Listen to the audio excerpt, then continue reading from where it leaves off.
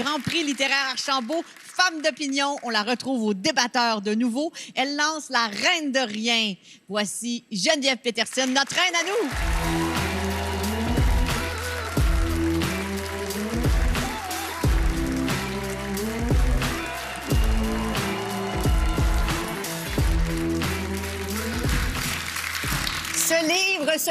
Ce livre est délicieux. Il va y avoir beaucoup de monde au Salon du Livre. Mais là, t'as mis la barre haute. Il n'y a personne. Moi, il va y avoir beaucoup de monde. Surtout, si tu nous racontes vraiment ce que tu dis dans le livre. C'est un livre percutant qui touche plusieurs sujets. Partagez-le avec vos amis, votre chum, votre blonde, parce que c'est un livre qui suscite beaucoup de discussions. Mais j'espère. Et la toile de fond, c'est le divorce. Oui. Et toi, Geneviève, tu dis, moi, je suis tannée qu'on voit le divorce comme quelque chose de négatif. Oui, bien là, rassure-toi, là, je suis pas ici pour faire la promotion du divorce. Parce que, bon, hein, mais c'est vrai qu'on voit ça comme l'échec, comme la pire affaire qui se passe dans la vie, alors que, tu sais, dans le fond, tu t'es aimé assez pour faire des enfants, pour être en couple avec quelqu'un. Ça peut bien se passer, mais avant, ça se passe mal un petit peu. C'est ça, ce livre-là. C'est le bout où ça se passe mal un petit peu. Mais après, ça va aller mieux, là. Ça finit par bien aller. On imagine. Et là, tu dis au sujet, ton personnage, qui est un peu toi, mais on ne dira pas ce qui est toi, ce qui n'est pas toi. C'est bien mêlant. C'est bien mêlant, mais je te reconnais beaucoup. Tu dis, à propos des gens pour qui ça va pas en couple, mais qui décident de se raisonner puis de rester, pas pour des raisons sentimentales ensemble, tu dis, tout ça, c'est de la marde. Puis la première affaire dont ces gens-là doivent se rendre compte sur leur lit de mort, c'est qu'ils ont tout fait ça pour sauver les apparences, puis qu'ils ont passé la moitié de leur existence à se haïr parce que divorcer, ça coûte trop cher, puis que c'est pas dans leur valeur. Oui, mais tu trouves pas ça triste? T'as-tu déjà vu, tu sais, il y a des couples au restaurant qui sont là, puis ça paraît qu'il se passe plus rien, là, ils saillissent, ils regardent ailleurs, ils regardent dans leur assiette. Je trouve ça épouvantable, mais je comprends en même temps les gens qui restent ensemble pour ces raisons-là, parce qu'il y a rien de plus épeurant que décider de partir. Puis quand tu pars de ta maison, moi, je connais personne qui a divorcé qui s'est dit hey, « je m'en vais avec mes sacs, tout est beau ». Tu sais, les gens sont déchirés, puis ils sont même pas sûrs de leur décision, même quand tu sais que c'est ça qu'il faut que tu fasses. Ça reste quand même l'une des pires épreuves qu'on peut traverser. Je pense qu'on en sait tous quelque chose ici. Je vois pas ce que tu veux dire. Ben, je sais pas, c'est comme une petite allusion. Ben, je trouve que tu as beaucoup de post-it pour quelqu'un qui... C'est ça. Mais... Moi, c'est le code de couleur, mettons. J'ai toutes sortes de codes quand je lis. Mais j'adore ça parce que tu parles de l'infidélité puis tu dis arrêtons là, de s'en faire parce de dramatiser l'infidélité. Oui, bien, c'est pas le fun quand on se fait tromper. Il y a personne qui fait Yahoo. Mais on dirait que... Parce que c'est l'histoire d'une femme qui est infidèle, finalement. Puis on dirait que quand c'est des femmes qui sont infidèles... C'est pas du tout relié à toi, ça. J'ai toujours été fidèle, moi. Toujours. Excessivement. Non, mais c'est vrai que ça passe moins bien quand c'est une femme. On dirait, puis là, je m'excuse, messieurs, quand c'est un gars, on fait, bah, on se attendait, le laisser pour une job.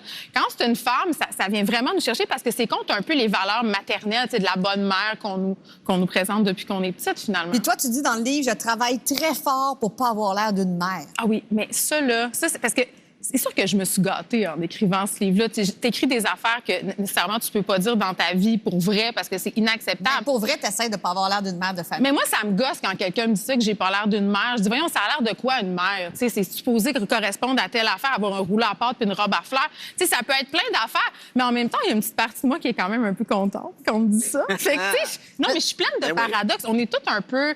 Pardonnez mon français, full of shit quand même. T'sais, donc, tu sais, ouais, on est un peu là-dessus. Au sujet de l'allaitement, tu dis mes seins ont l'air d'une piste de ski maintenant. Oui, ben comme. Ouais, mais downhill, là. Tu sais, ouais, c'est ça. Puis là, tu penses à la chirurgie, tu dis mon ventre, j'aurais beau faire. Tu penses au remont de pente. Oui. Oui, ben c'est ça. C'est ça. Tu penses à te faire tout remonter ça? Non, mais le ravalement de façade, là. Oui, parce que tu dis, mon ventre, j'aurais beau faire 1000 redressements assis, la peau va tomber. C'est épouvantable qu'on soit de même. C'est ça, tu sais. Puis des fois, il y a des journées où je dis, ben voyons, tout ça n'a aucune prise sur moi. Puis le lendemain, ben je suis comme toutes les filles, je suis comme la fille dans ce roman-là. Puis je dis, ben je vais faire 10 000 heures d'elliptique, puis je vais manger une salade, puis ça va être correct. Puis c'est full grossophobe de dire ça, puis c'est dégueu. Mais on est tous un peu comme ça. Puis c'est ça, ce livre-là, c'est un peu des... Ça fait du bien, ça défoule. Un peu. Et Catherine, le personnage, dit... toujours pas moi. Toujours pas toi. Mais là, j'ai une question qui va voir si c'est toi. Okay. Catherine, elle répond toujours quand on lui demande c'est quelle partie de son corps elle préfère. Elle dit mes fesses. Je sais que c'est un de mes assets. En français, ça veut dire un de mes avantages. Un atout. Ma grand-mère dirait des atours. Puis je rêve du jour où je pourrais poster sur Instagram une photo de moi en legging avec un émoticône de pêche. Oui, ironiquement, mais pas tant que ça. Oui, c'est ça. Alors toi, le personnage et toi, est-ce que toi aussi, tu trouves que tes fesses, c'est ton Ben, je sais pas, vous les avez vus, là, tantôt, par applaudissement, mettons. J'aime mieux mon derrière que mon devant. Ah oui, OK. Disons ça comme ça. Oui, parce que le derrière, il est resté... Ben, tu peux le plus le... il a pas l'air d'une piste de ski, C'est ça, exactement. OK. C'est ça. Je crois beaucoup au pouvoir des sous-vêtements. Tu expliques les choses... Ah, ça, c'est très intéressant, parce que dans le livre, tu expliques les choses poches que les gars font au lit. Ah, oui. Alors, Billy, ça va peut-être OK, intéresser. je vais prendre des Là, notes. tu Prends des compares. notes. Bon, faut que je donne des exemples. Ben là. oui, Ben c'est oui, des mais là, choses il y a des enfants qui écoutent. En tout cas, quand tu touches une madame, faut pas aller trop fort, trop vite. Ça fait très mal. En fait, tu fais ça. Mais non, il faut être respectueux. On a du Il faut y aller sablon, doucement. Non, mais c'est pas une question de respect, là. Toi, tu Non, dis... non, c'est quand même... Non. On a tout passé ça, le respect, là, le consentement, le respect, tout ça est fait. Là, on est rendu. On est rendu... là. Là, tu me touches. Oui, Là, oui. t'es le même. Ben oui, Là, mais suis pourquoi je même. fais ça? Mais je sais pas, Ben parce que voyons. t'es trop de porno. OK. Puis là, ça fait mal. OK. C'est ça. Tu dis breaking Mais c'est pas son news. buzzer de prix, là? Non. J'y aille doucement. Ben, c'est c'est ça. ça. Il y a comme des vitesses, pas tout le temps la même. Puis moi, j'ai découvert toutes sortes de choses Oui. dans le livre. Dans le fond, c'est un livre de formation personnelle et Oui, sociale. ça m'a beaucoup aidé. Faudrait l'étudier en classe. Ben, je pense Mais, que oui. non, mais il y a des sujets sérieux aussi dans ce livre-là. Bien là. sûr, bien mais moi, je pensais qu'un womanizer, c'était un gars qui aimait les femmes, puis Ah, qui était ouais. un peu trop cruiser.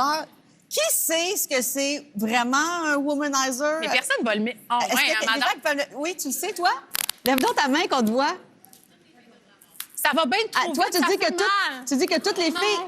Tu dis que toutes les filles devraient avoir ça?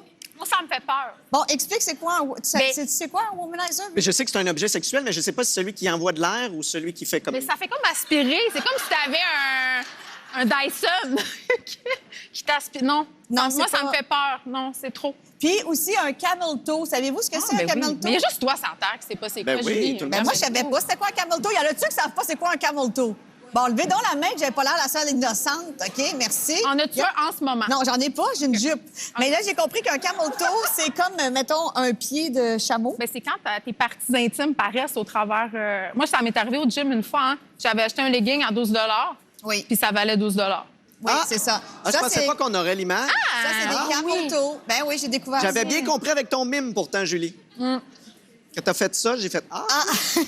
Et t'as une opposition... J'aime ça, on parle beaucoup du livre, Adam. Ben oui, mais c'est tout dans le livre. Dans le livre, attends une minute. Dans le livre, t'as non, mais tout ce que je dis, c'est que dans le livre, là. Oui, je sais. Tu as- Le pris hors contexte, c'est un peu spécial. Ben non, mais dans ton contexte, tu parles beaucoup de... Tu as une opinion très tranchée sur le sexe des hommes. Oui, en général. J'ai trouvé ça intéressant.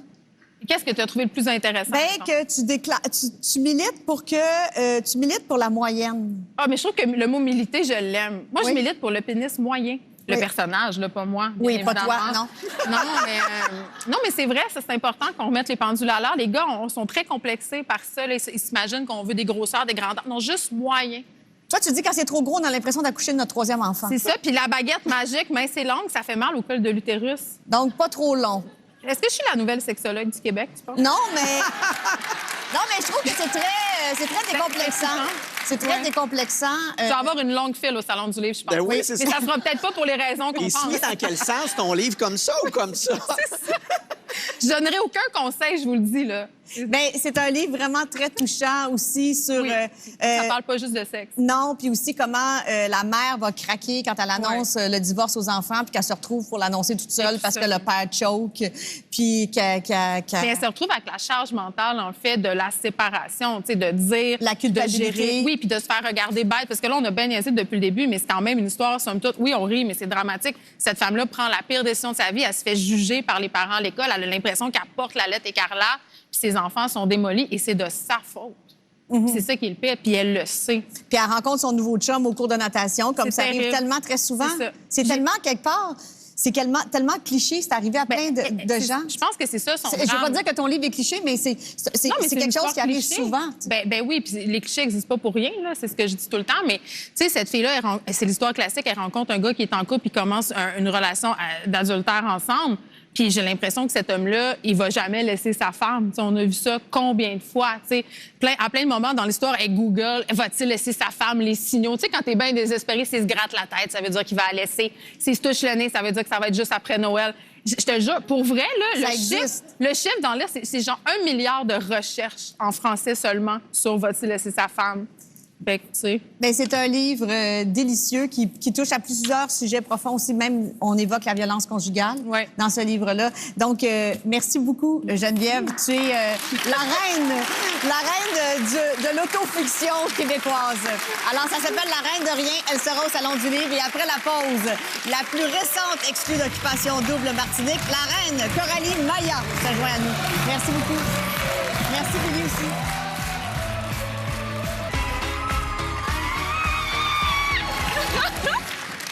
Coralie, t'es excitée de voir du monde? Oui, j'ai pas vu mes amis, ça fait 3 mois. Ils sont dans la salle? Oui. Où ça? Levez-vous, les amis! Oh my God! OK. Ah, je vous aime. Coralie, on va regarder un petit récapitulatif de ton séjour, de tous tes tops. Super. Ton top 1, top 2, top 3. Il y en a eu plusieurs. Oui, oui. Ça a l'air d'un livre de Geneviève Peterson. On regarde. Les gars, ils ont peur de moi. Je pense qu'ils me trouvent trop grande, en fait.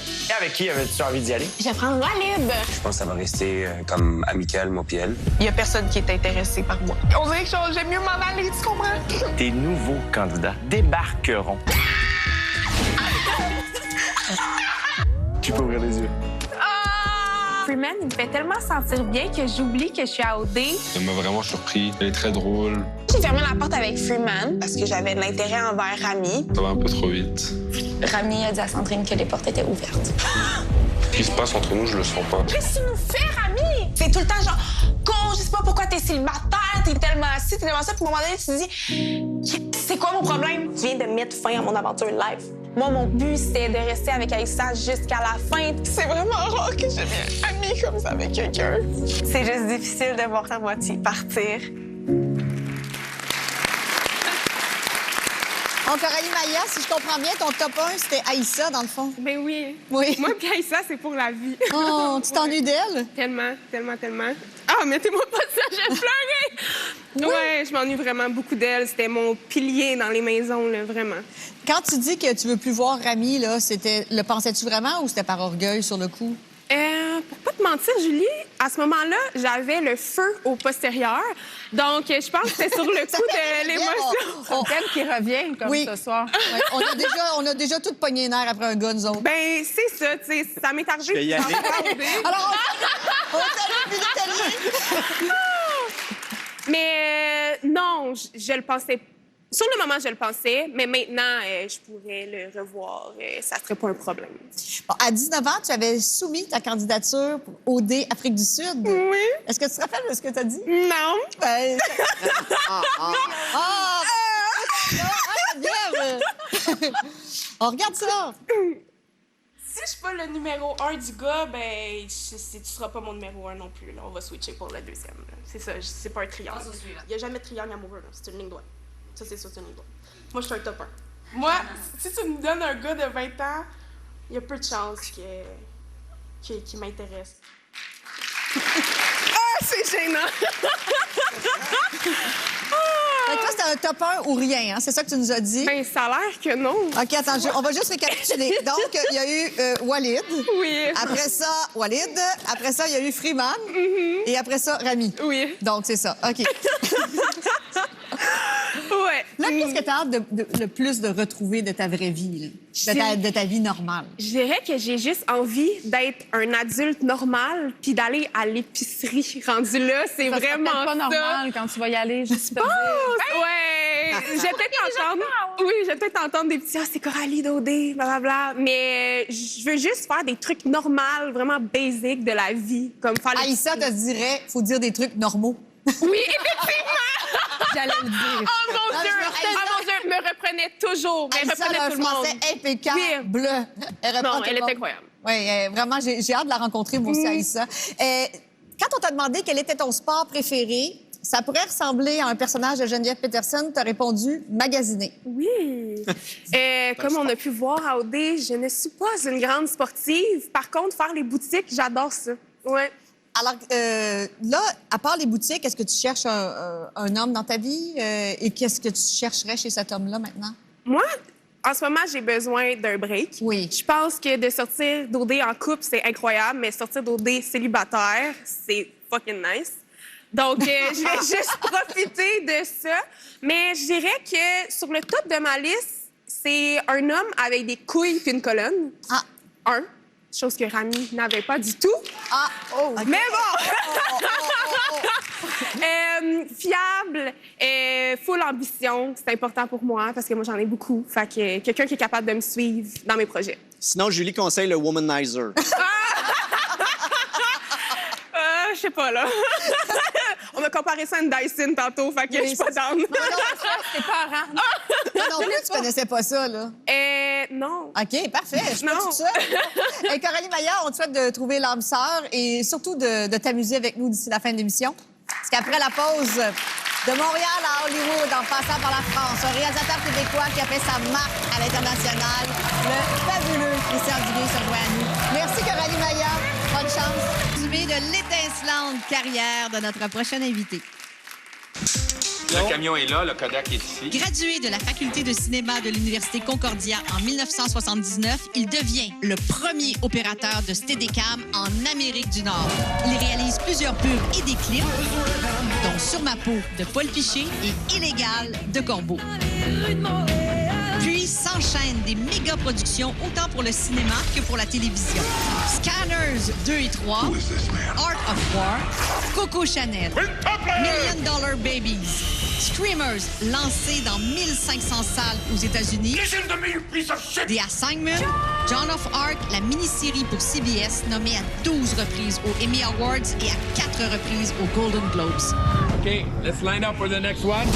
Il travaille aussi en Europe. T'as jamais eu l'œil pour voir les bons chevaux, toi? Chapelou avec Guillaume Canet. C'est moi qui commande, c'est clair. Belle et Sébastien, l'aventure continue.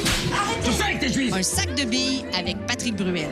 Il est couvert de prix décernés dans plusieurs galas et festivals internationaux, dont ceux de Barcelone, d'Italie, Minneapolis et Seattle. Dans 3, 2, 1, accueillons Christian Duguay.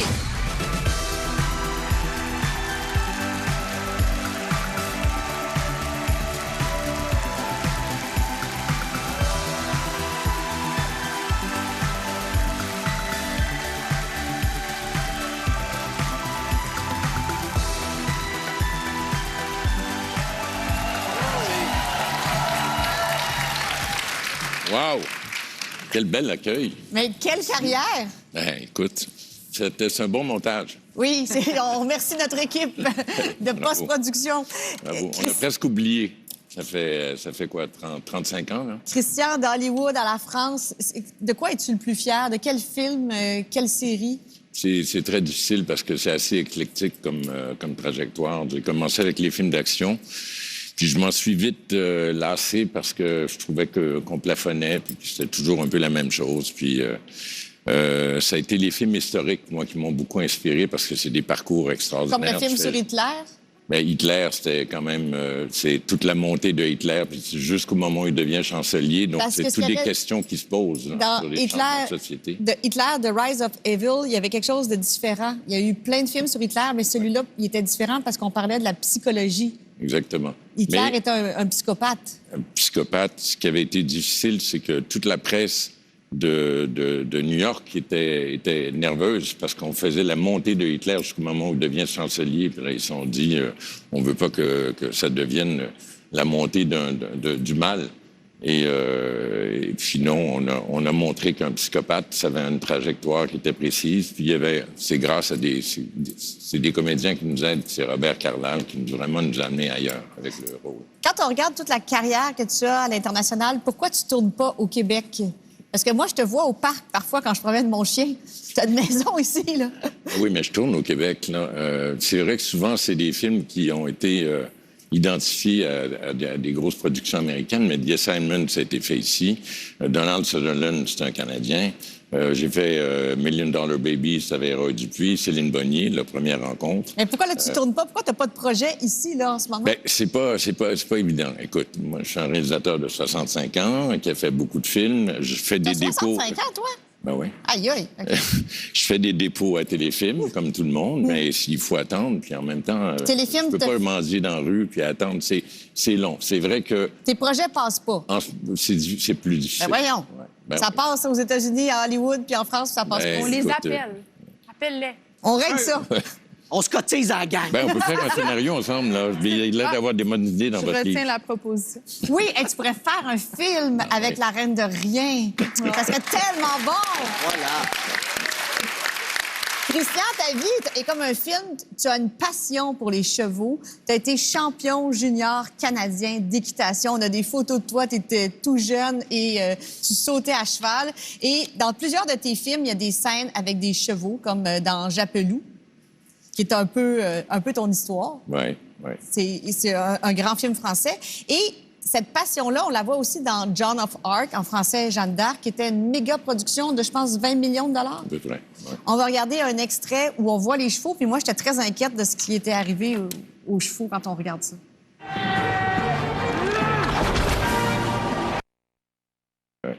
Guillaume Tell. Et puis, on s'est retrouvés sur plusieurs productions. Et c'est avec lui que j'ai fait Japlou, que je viens de faire mon dernier film. Il faut avoir le talent de faire ça. Là. Vous voyez la cascade qui est là. Quand le cheval roule sur la comédienne. Ça, c'est dans Jeanne d'Arc. Il roule dessus. Là. Ouais. Mais on a mis de la terre de Foulon. Donc, la terre de Foulon, c'est la terre très légère. Et puis, la cascadeuse enfonce dans la terre. Puis, les chevaux, ils adorent ça, partir en arrière puis rouler. Donc, c'est juste un entraînement qu'il a fait. Et lui, il fait ça. Il a fait des James Bond. Il a fait plein de... Il n'y a pas eu de blessés, là? Jamais. Aucun de mes films. Moi, j'ai fait 6 films avec Mario. J'ai jamais vu un accident. Ton nouveau film s'intitule Tempête. Oui. Et c'est ta passion qu'on retrouve dans le film, donc ta passion des chevaux. Et on va regarder en primeur. Merci de nous permettre. C'est un film qui va être disponible au Québec et en France le 21 décembre. Je m'appelle Pierre. Je suis ton éducateur. Le mot d'ordre aujourd'hui, c'est autonomie. Mais Pierre! Connais le chemin? Pierre! Moi, je crois que t'es beaucoup plus forte que tu penses. J'ai plus de muscles. Là, t'as 4 musclés, alors. On est en train de tout perdre. Dis-moi ce qu'il nous reste alors. On va se relever. C'est à toi de changer la donne. Nous, on est là pour toi. Qui a dit qu'on pouvait pas faire ce qu'on veut? Certainement pas toi. Je t'aime, allez, fonce.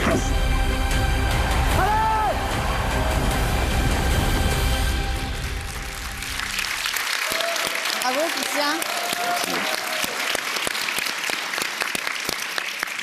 C'est un scénario que j'ai écrit pendant la pandémie, en grande partie ici à Montréal. Et c'est une adaptation d'un livre de Chris Donner. C'est l'histoire, en fait, le parcours d'un petit garçon. J'ai décidé d'en faire le parcours d'une petite fille, son rapport avec son père.